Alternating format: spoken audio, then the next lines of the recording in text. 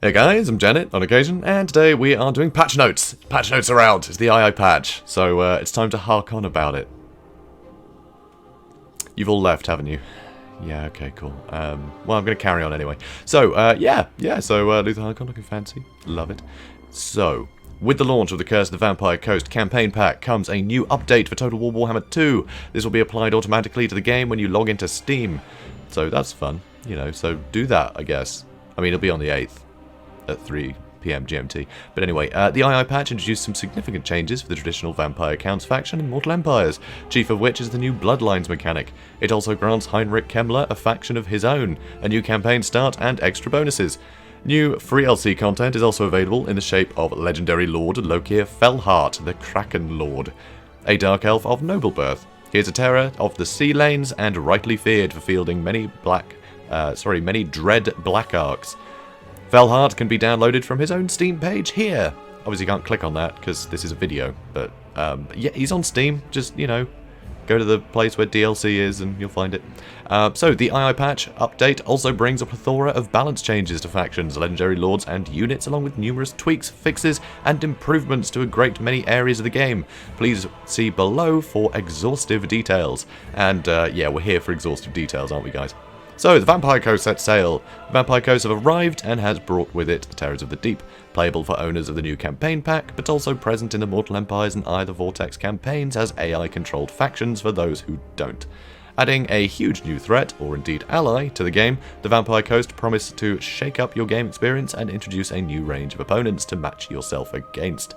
So, yeah, so we're going to go over all of the campaign stuff in this video, and I'll do multiplayer in another one. Because I have a feeling that this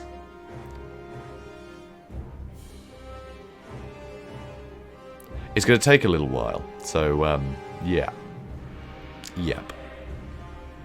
Now, where the heck am I? Here we go.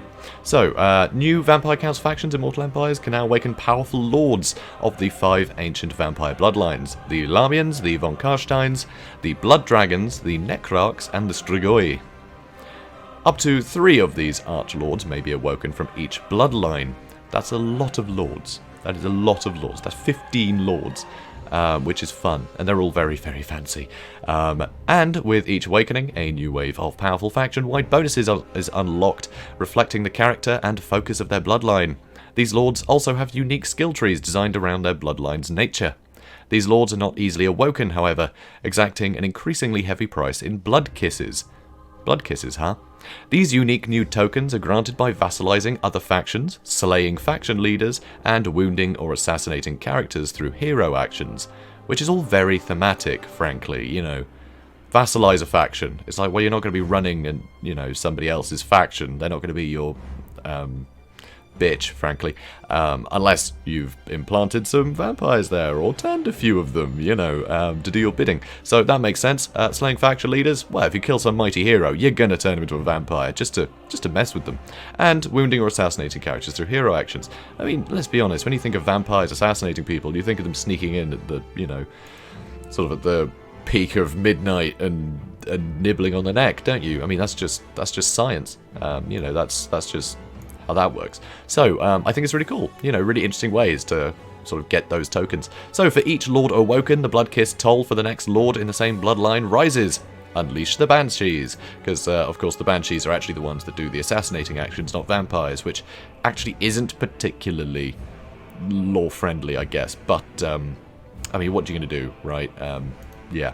So, all legendary lords, including Vampire Coast legendary lords, have also undergone balance changes and tweaks. So, it seems strange to say that I'm being very nitpicky, you might notice. Yeah, because why have they had tweaks? Because they're not in it yet. So, whatever. Everything's been balanced, and frankly, you know, having played a load of it, certainly in multiplayer, it seems very balanced, honestly. It's pretty interesting. But, obviously, we're talking campaign right now, and I've seen a lot of changes, and they look great. They look really promising. A lot of older stuff has been sort of put in line with the Warhammer 2 content, so it's very nice. And actually a load of the Warhammer 2 content had changes. So anyway, Heinrich Kemmler has left the service of the Vampire Counts at long last, bidding Sylvania adieu. He strikes out west to pursue his destiny. Now a faction leader in his own right in Mortal Empires, he commands the Barrow Legion from Blackstone Post. the new province capital of the Northern Grey Mountains, bordering Bretonnia. So that's, yeah, between Bretonnia and the Empire. I'm sure you've seen its starting location by now. Anyway, Kemmler now gains a mount for the first time. It's about time. A Barded Nightmare, and his army is now immune to the attrition usually caused to Vampire Count's armies by untainted territory, which I think is really interesting, especially starting in that area. It means that they're not having to just sort of just bomb all of the area nearby with vampiric corruption in order for Kemmler to actually start conquering and doing stuff in the campaign, because I hate having to turtle for ages at the start. Obviously in Sylvania, you've got all of Sylvania to conquer, right?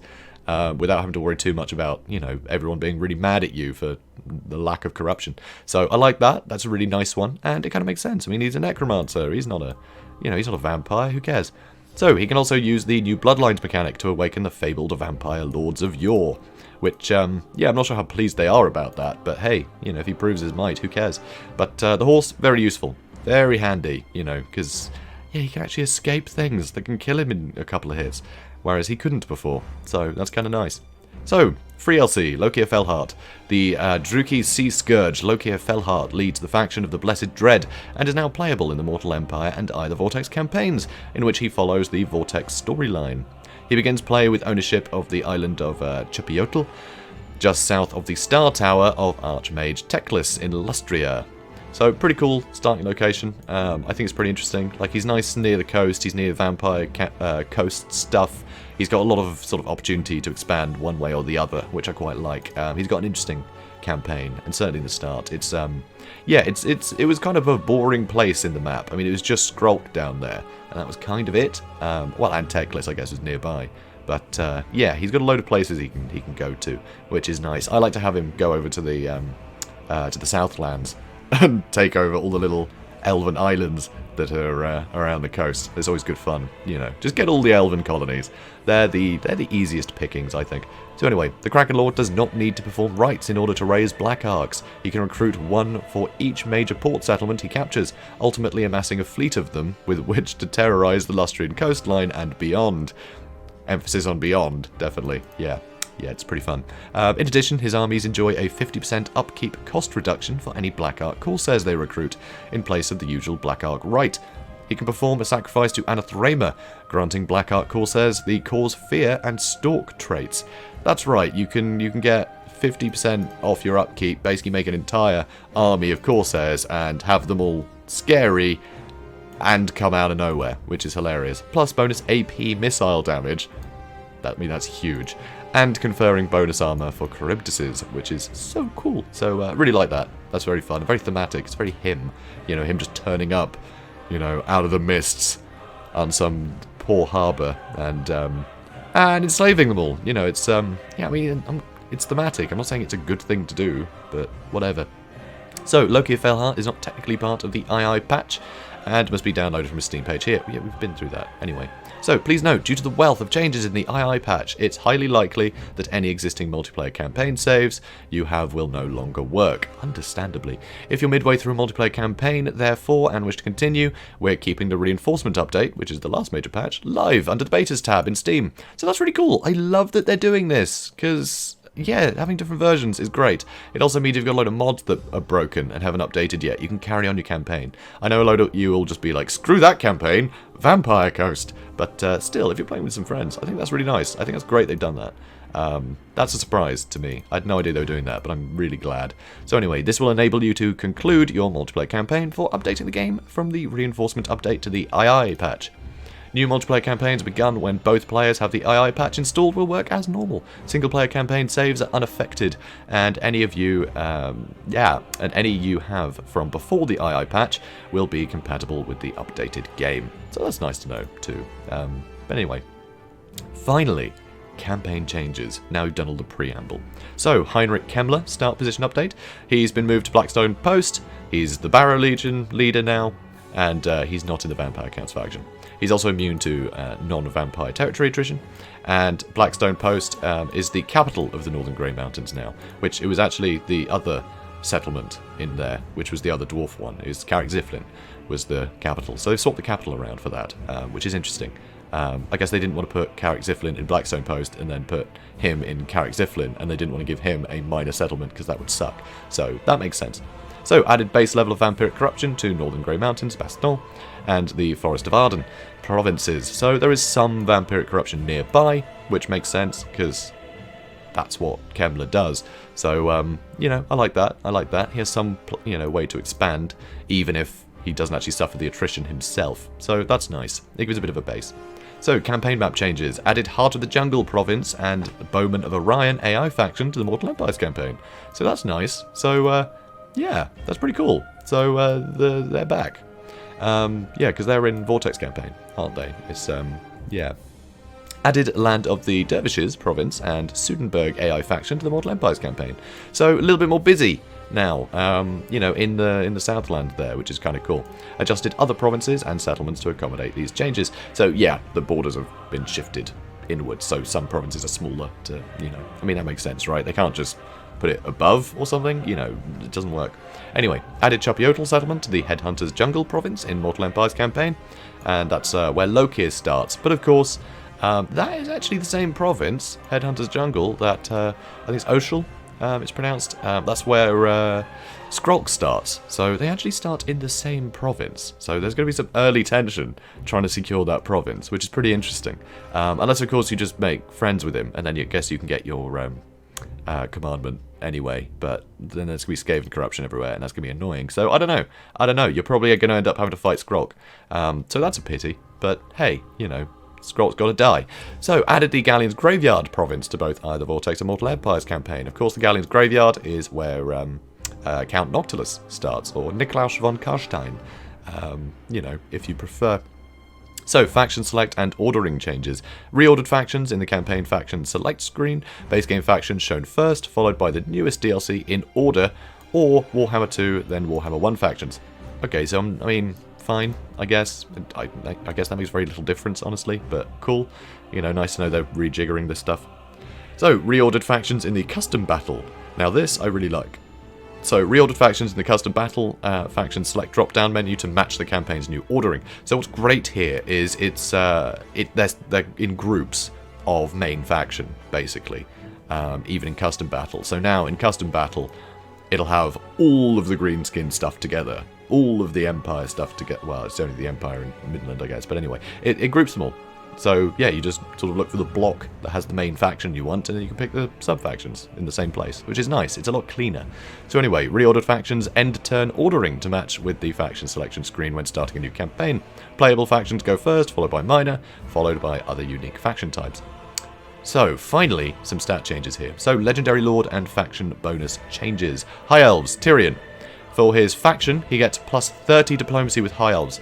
That is really useful, because frankly, he's surrounded by vampire pirates, and there's still a load of Dark Elves running around Ulthuan. So, yeah, the High Elves need to actually get along now. The fact that most of the High Elves thought he was a tool and wanted to fight him, that was just so you had somebody to fight. Right, without having to turn the entire of Ulthuan into a Dark Elf haven. Like, you had to have that. But now, with so many other external threats, with all the, you know, bloody vampires running around, yeah, this is important. So that is a great change. Otherwise, Tyrion's campaign would be impossible. He'd have enemies everywhere. Also, minus 100% build time on the Shrine of Cain building chain. I mean, minus 100%, that means no turns, but I think actually there is a minimum of 1 turn, but I can't confirm that. But you can build Shrine of Cain stuff straight away, which is interesting. Also, just for the Lord, you get plus 3 recruit rank for Loathen Seaguard, which is interesting, because that's kind of his thing, right? So, being able to get some really high rank stuff early, I think that's nice. That's a nice change. It's very thematic. So, Dark Elves. Marathi, minus 50% upkeep for heroes and hero action costs. It used to just be the hero action cost, but now there's more incentive to get more heroes to take advantage of the lower cost. So I like that. You know, it encourages people to use her bonus more than they otherwise would. And also, minus 25% construction cost for sorcery buildings, which makes a lot of sense. It's moved from Lord to faction effects. So, which I guess makes sense. I don't really know how that would work in a Lord effect. It's just if she was in that province. I mean, that just sounds annoying, frankly. So that's a nice change. Then for the Skaven, Tretch. So his Lord effects. Yeah, this has changed a bit. So these were faction effects before the, you know, during ambushes and retreating. So if you get attacked and you say to retreat and they attack you again, you get plus 13 MA for all your army, which is pretty huge. And the same happened with ambushes. Now that's just for him, because it is specific to his character, right? So again, that makes more sense. I think that makes a lot of sense. But technically that's a nerf. But, you know, fine, I guess. Cosmetic, plus 14 charge bonus for Night Goblin Squig Hoppers. They've just gone ahead and made Squig Hoppers a lot better. But that is huge, because they've got an alright charge bonus already, so that's pretty funny. That's going to be really amusing to see a load of Squig Hoppers in action. You know, they're going to hit hard, so that's cool. So, vampire counts. Heinrich Kemmler, suitable climate. Mountains. So he has mountains now as a suitable climate. So, which makes sense. He starts in mountains, so it's, you know, that's good. But I think that's just an additional one. It's not that he's only in mountains. I think they've just added this as another suitable climate for him. So, yeah, I think all of Bretonnia and the Empire, you know, those sort of normal, sort of peoply lands that the vampire coasts vampire counts rather, tend to run around. I think he's good in them too, but also mountains, which is kind of cool. But here, extra diplomacy with Beastmen and Warriors of Chaos, which makes sense. You know what, with Krell, he does have an affinity with Chaos, so it makes sense that they'd get on with him more. He is a sort of a chaotic guy, despite being a necromancer. You know, he definitely does lean towards Chaos rather than sort of Nagash's, I don't know, favour, I suppose. Also, minus 25% raised dead cost removed, so he's not getting that anymore because he has some other stuff, which is awesome. But he does have minus 50% upkeep for necromancers, which it was 25%, so huge upkeep reduction for necromancers. It seems every time they do an upkeep reduction now for any characters, it's minus 50% across the board, which is good. It's consistent, and it's big enough to add some extra flavour to that campaign. You know, minus 25 you often don't really notice, so nice big upkeep reduction. Hellman Gorst. So extra research, which is pretty good. That's a nice thing to start with in a campaign. So it's kind of, you know, it gives you a reason to start with Gorst and then try and get the other ones, I guess. So I kind of like that. And it was also, wait, what? Also moved to correct faction effect position now. I don't really know what that means, but okay, cool. So 30% will actually have an impact. 10%, when it only takes like 4 turns to do something, you're never going to see a benefit from that. So it's a bit silly. So that's nice. That's nice. That's actually going to make a dent. Also, plus 3 corpse cart recruit rank. That's pretty cool. So have awesome corpse carts, and they have an awesome charge bonus, which just seems really strange to me. But that's kind of fun, I guess. Also, for his Lord, poison attacks. Apparently that's been moved to the correct Lord position. I don't really know what this means, but, you know, he's got poison attacks for his army. Isabella von Karstein, her faction, she gets plus 1 blood kiss on campaign. I think all the vampires do, by the way. They all start with a blood kiss, which you can then, you know, pay for a bonus in the Bloodlines thing, which gives you an extra Lord for the recruitment pool. You know, a very powerful one. So it's nice that they all start with one.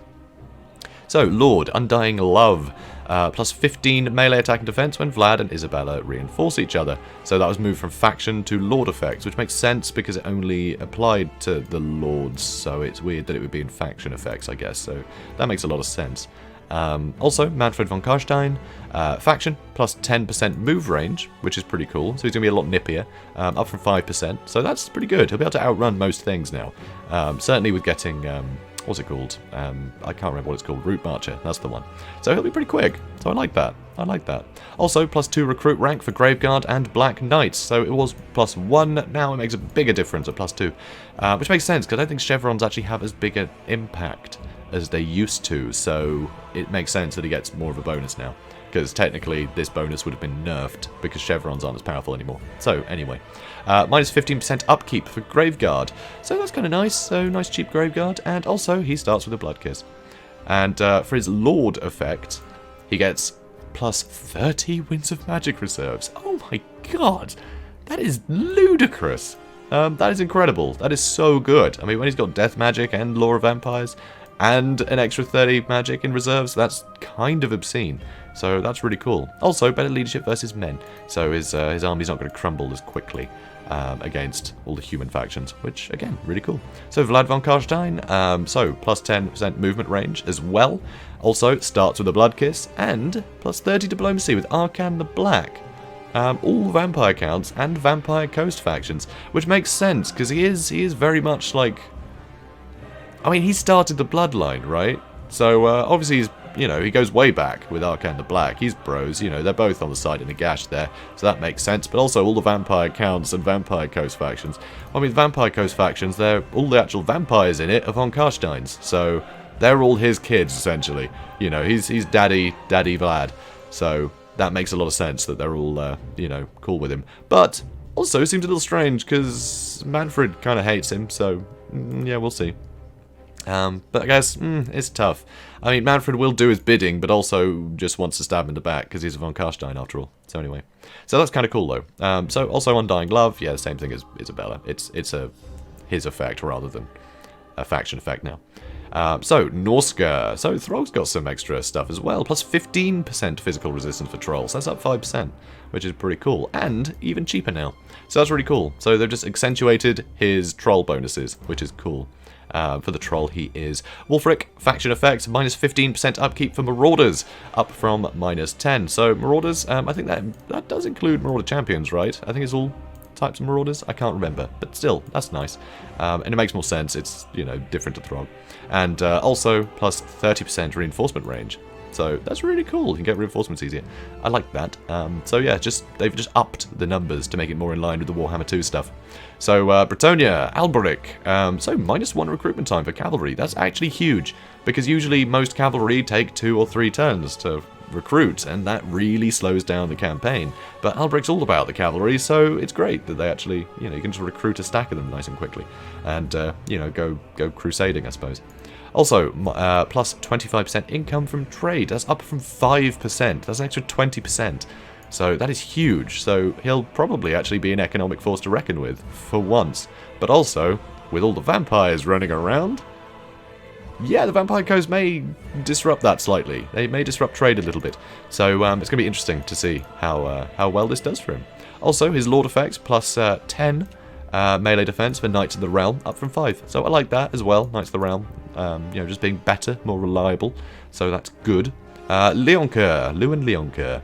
So plus 50% aura size for all characters when attacking, up from 25. I love this when attacking. It forces you to be, you know, on the offensive. And frankly, a leadership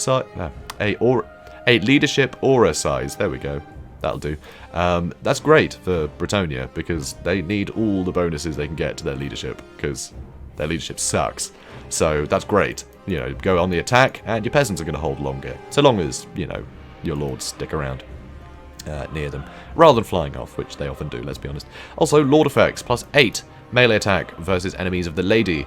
So that's interesting, and I'm not quite sure how that works. Enemies of the Lady. So, what does that mean? And also, plus 12 leadership versus enemies of the Lady. Who are the enemies of the Lady? That's what I want to know. Who does it qualify as enemies of the Lady? That's interesting, and I want to know more, honestly. I wish it said in more detail. But yeah, so that sounds fun, I guess. Gives you a reason to attack certain factions, maybe? You know? If they're enemies of the Lady, whatever that means. I'm sure someone in the comments knows. It's probably just something I've completely forgotten about. But whatever, that's all good. That is fun. So, the Empire. Balthazar Gelt. So, minus 50% upkeep reduction for battle wizards. Good. So, minus 50% upkeep, because that seems to be the trend. It's always minus 50 now, which is good. Also, plus 2 wizard agent cap, up from 1. So, more wizards and cheaper wizards. I like that.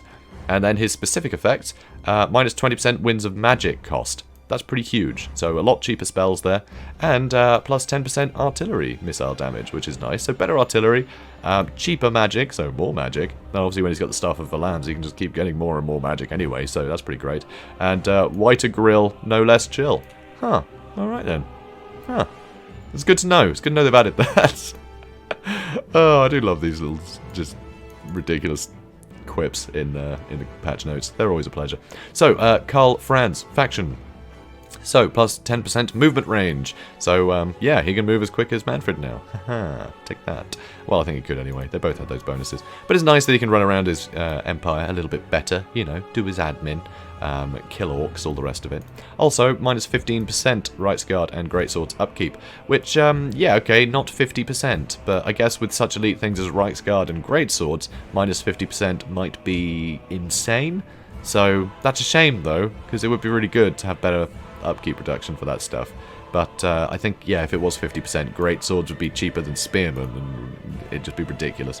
So, I mean, I kind of get that, but I wish it was 50%, honestly, because he's all about the Rights Guard and great swords. But still, that's pretty great, especially with all those other bonuses that he bestows to them. They're going to be way better and cheaper, so that's nice. and a bit cheaper than they used to be. So, plus 30 diplomacy with Empire factions. So, again, that's good. You know, just all of the Empire factions are going to like him a lot more, which is a nice thing. They did elect him at the end of the day, so it makes a lot of sense. But yeah, 30 up from 10 is going to be a lot easier for him to confederate. But there's so many threats in the world now, it makes sense. So, nice reason to start as friends there. Also, for his lord, plus 8 leadership up from 2. So that's nice. So, yeah, people want to have their emperor lead them into battle, right? It's just, they're just going to be more confident that way. You know, the emperor's not going to risk his life unless it's a fight worth fighting. So, Volkmar, minus 30% upkeep. It's not 50 again. See, this is where things are getting strange. But anyway, it's a bigger bonus for flagellants. And also, plus 20% ancillary drop chance. So, that's interesting. So, we'll get more ancillaries, which is cool. So more followers, I'm assuming this means. I think they're using Rome 2 language by accident here, but, you know, same thing. So, Lord, 30% casualty replenishment for flagellants. That's a new effect. That's awesome. Physical resist for flagellants. That's new. And 14 melee defense for flagellants. Okay, so flagellants aren't shite anymore. Plus 14 is gigantic. They only have like 10 melee defense usually. So that's more than doubling their melee defense under Volkmar, which is awesome. So you can actually have a crazy Crusader army, and it will do awesome, and be cheap. So that's really cool. That's a really nice change. That physical resist is going to go a long way, because that's going to be missiles and everything, you know? It's just not magic, basically. So that's really cool. I really like this. This is really nice. And the fact that, you know, replenishment rate is nice and high. If they do take heavy losses, they'll be back fighting again. You know, Volkmar will recruit more. As makes sense, you know. He's going to get a load of crazy people being like, yeah, I'll join up for Sigmar. Brilliant. So it makes a lot of sense. I mean, he's the Grand Theogenist, for God's sake. So, greenskins. So, better movement range for Grim Gore's faction. So, yeah, again, just in line with the other movement bonuses that the other sort of leaders of the factions seem to have. Also, minus 15% upkeep for Black Orcs, which is nice, even cheaper than it was before. It was 10, now it's 15, so cheaper Black Orcs for him. And specifically to him, plus 12%, just 12 leadership for Black Orcs, which is double. Plus 10 armor for Black Orcs, which is double the previous bonus. And plus 30% post-battle loot, which is great. It encourages you to have a war economy, essentially, you know. You just get money from pillaging and stuff as him. So you get in fights, you get rewarded more. And it's Grim Gore. He should be rewarded for fighting. That's his thing. So that's pretty cool. I like that. That is a nice extra bonus. Hopefully his economy can keep afloat, just from you pumping out, like, soldiers to go fight stuff, which I really like. So, Azag.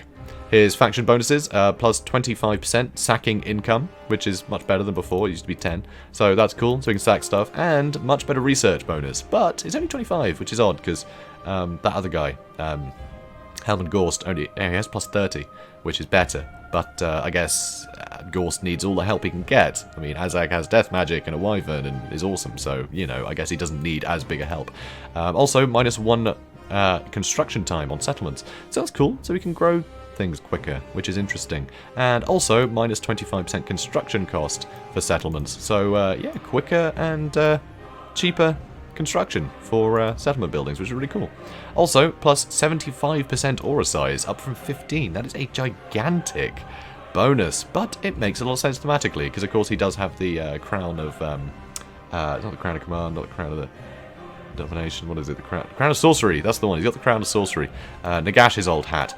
So, you know, his whole thing was that he was an orc that could somehow command an army. So orcs weren't just running at the Empire anymore. They were actually running in formations and flanking and using strategy. So the idea of Azag actually having this aura size, you know, to be able to command his troops better, that makes sense, because of course in campaign you don't have just an automatic, you start the game and all of your orcs run at the enemy. So they have to represent that somehow, and I think that's a nice way to do it. So that's pretty cool. Also, Wurzag, minus 50% recruit cost for Savage Orcs. Nice, just more orcs. I love that. Dwarfs, Thorgrim, minus 25% military recruitment building cost. So it was a bit higher. It was a bit lower, rather, so that's gone up to 25%, which is nice. I like that. Plus 3 recruitment for hammerers. That's a great thing, to have better ranked hammerers, I think. Although you tend to get them quite late game anyway, which is a pity. But, yeah, there's a nice steep bonus. I like that. Also, plus 30 diplomacy with dwarfs makes a lot of sense. That's the thing, you know, in Warhammer 1, there weren't a lot of factions kicking around, so unless you were fighting your own factions a lot of the time, you wouldn't have much else to fight. Now, though, with so much stuff in the campaign map, it makes sense that, you know, the different races try and stick together, because that is how Warhammer works, generally. You know, they only bicker if there's not something else going on. And in Total War Warhammer, there's always something else going on. So, yeah, having extra diplomacy with dwarves makes a lot of sense. He is their High King, after all. Also, minus 15% upkeep for hammerers and longbeards, which is nice. So, little bit better than it used to be. So that's cool. And, again, huge aura size. I mean, he's their High King, so that makes sense. He's the king. He tells them what to do. So that's cool. Also, they can see him a mile off because he's on that, he's on that, what do you call it? Not the palanquin. You know the thing I mean. He's on his little chair. Anyway, so he's on that, so you can see him a mile off, you know. He's much higher than all the other dwarves. They can see him, go, oh yeah, there's my king. Cool. Leadership intact. I'll stick around because he's still there. So I like that too. Ungrim. Minus 50% Slayer recruitment cost. That's great. That's double the bonus we had in the last patch when he got moved, which is awesome. And 75% construction cost for Slayer and landmark buildings. That's really cool. That is huge change. I mean, that's gigantic. And that is brand new. So you can get Slayer buildings all over the place and recruit them all over the place. It's awesome. And those are faction bonuses. His specific Lord ones, though, extra melee attack for Slayers, like they need anymore. And also, big casualty replenishment rate for them as well, which is really nice, because actually they tend to get wiped out quite a lot, because they do fight to the last. Usually with other armies that aren't mostly unbreakable, they run away, and then you finish the fight, and they've run away, so some of them are left alive. Whereas Slayers, if a couple of them are in a bad position, they'll just fight until they're all dead, rather than escaping and letting the rest of the army deal with it. So actually, you do get stuff wiped out a lot, so you end up with, you know, a lot less Slayers, so having, a lot fewer Slayers. Anyway, one or the other. So yeah, extra casualty replenishment rate, I like that. It will help. It will help a lot, I think. And also, minus 25% upkeep for Slayers, and that was moved from faction effects, which is a shame, so other lords he recruits won't get that bonus anymore, which is a pity. But, I mean, it kind of makes sense. I mean, they're there for Ungrim, right? Any other lord you recruit's not going to be a Slayer, so who cares? So, Belegar. Plus 10 leadership versus Skaven and Greenskins. That's brand new and makes a lot of sense. That's kind of what he exists for, is to fight Skaven and Greenskins. And also, this got removed, which is a pity. Plus 30% tunnel evasion chance. So better leadership against them, but he can't evade stuff anymore. Which, in a way, I kind of like, because the stuff that's going to be in tunnels is going to be Skaven and Greenskins, which he'll have a leadership bonus against. But you want to encourage fighting. This is a bonus in a war game, is basically avoid fighting. And the whole point of the game is fighting, so I can kind of see why they did that. But it does make Belegar a little bit more open to getting, you know, intercepted if using the tunnel stance. But that's fine, he can just sit in the tunnel and murder everything with his plus 10 leadership. And, you know, by being a dwarf. That's all you need to do, just be a dwarf, and Skaven and Greenskins don't stand a chance. So, Grombrindle. So, plus 60 tunnel evasion chance. What? It's okay, he's actually got the... Okay, I don't know why. That's up from 40 apparently. I mean, in a way, I guess that makes more sense for Grombrindle, because he's less standoffish and more about turning up when people are in their direst need. So the idea of him getting ambushed is kind of silly, I guess, because he's all about just turning up out of nowhere to smite things. Settle ancient grudges. So I guess that makes sense. And plus 20% weapon skill for, weapon strength for all units versus elves. So, yeah, Grombrindle not happy with those elves, is he? So again, very thematic. So I like that. And the fact that now a dwarf actually has, you know, bonuses versus elves is kind of cool, because there's enough elves to go around in Mortal Empires. So his Lord effects, plus 10 army leadership. So, yeah, makes sense. Makes sense. I mean, you know, they all know he's a legend, so they're going to stick around. And plus 50% reinforcement range. So again, that encourages the fact that he can just turn up out of nowhere, right, to save the day. So I like that. That's, again, pretty thematic. So 50% over 30, I like that. I like that a lot. Chaos. Archaon. Faction effects. Plus 10 Chaos Warrior leadership, up from 5%. Yeah, so it's, you know, not 5%, just 5. So yeah, a bit of a bigger bonus. More in line with the newer stuff. 30% recruitment cost for Chaos Warriors. So that's pretty good. Minus 30%. Makes it a lot cheaper. And minus 30 diplomacy with all factions. Which, yeah, he's there to destroy the world, so he doesn't really get on with people. So let's really exaggerate that, shall we? Because you do get in a weird position sometimes where Archaon will be destroying, like, somebody's enemy. And they destroy someone's enemy enough that that guy wants to be friends with Archaon, which is weird. Because, you know, really it should be, well, you're next, mate. But that doesn't happen. But cool. So yeah, slightly bigger, steeper diplomacy penalty, which makes sense. Also, way more raise income, which makes sense. Double what he used to get. That's how that should be what he does. That's all he does. That's how his economy should be. He should just be, you know, constantly on the march, raising stuff, raising more armies, raising more buildings. He's all about raising, basically. Raising and erasing. He's pretty good like that. Anyway, plus 5% ward save for all units. What? My word, that's big. 5% ward save. So they can take everything of his can take 5% more damage, which is pretty cool. And that's changed from Chaos Knights physical resistance. Chaos Knights only had some physical resistance. Now everyone gets a ward save, which is very cool to see. I like that. I like that a lot. So he's going to have a very sturdy army. I know 5% doesn't seem like a lot, but I mean, when you got a 20 stack, that's like bringing an extra guy. That's like having an extra unit in terms of like health pools, you know. So that's kind of cool. Colex Sun Eater faction. Plus 4 Chaos Corruption. Yeah, it makes sense, you know, corrupting places. That's brand new, so that's nice. He can ruin stuff quicker. And minus 60% recruitment cost for Dragon Ogres, so it's up from 50. So 50 was already huge, but now 60%. So really cheap Dragon Ogres. So that's something. His Lord effects is minus 30 upkeep.